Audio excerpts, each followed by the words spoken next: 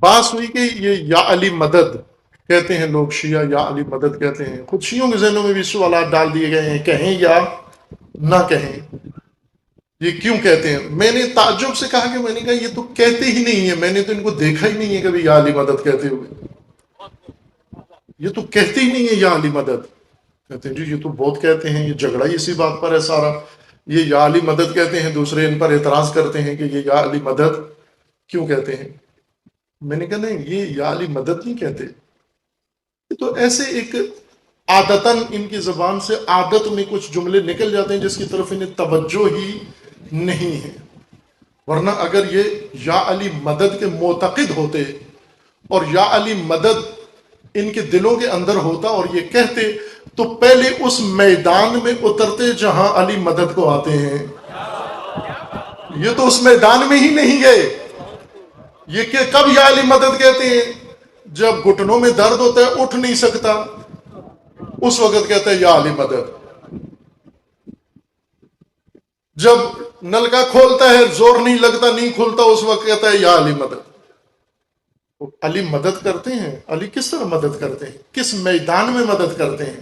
پہلے اس میدان میں تو جا جہاں علی مدد کرتے ہیں وہاں پر، اور یوں بھی نہیں کہ علی تیری انتظار میں بیٹھے ہیں کہ تو پہلے مدد مانگ پھر علی مدد کو آئے، تیری ولادت سے پہلے علی مدد کر کے چھوڑ گئے ہیں، تجھے فقط وہ مدد اٹھانا ہے۔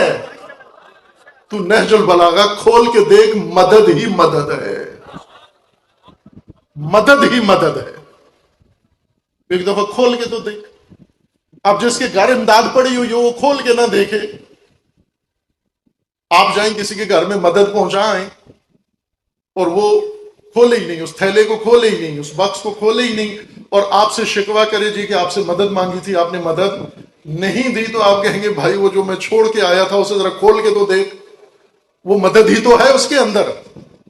پھر انسان کو شرمندگی ہوتی ہے۔ عزیز من، تو ذرا نہج البلاغہ کھول کے دیکھ، تجھے مدد نظر آئے گی۔ اور اگر ہم نے علی سے مدد لی ہوتی تو آج اتنے پسماندہ نہ ہوتے، آج اتنے فقیر نہ ہوتے، آج اتنے محتاج نہ ہوتے۔ نہیں لی مدد۔ کون سا میدان ہے جس میں امیر المومنین نے مدد نہیں کی ہے؟ جس میں آپ کو چھوڑ کے چلے گئے کہ خود اپنا بھگت لینا؟ سب کچھ تو بتا دیا، فرما دیا، مدد کر کے گئے تمہاری، کہ تمہاری عزت وحدت میں ہے، تفرقہ تمہیں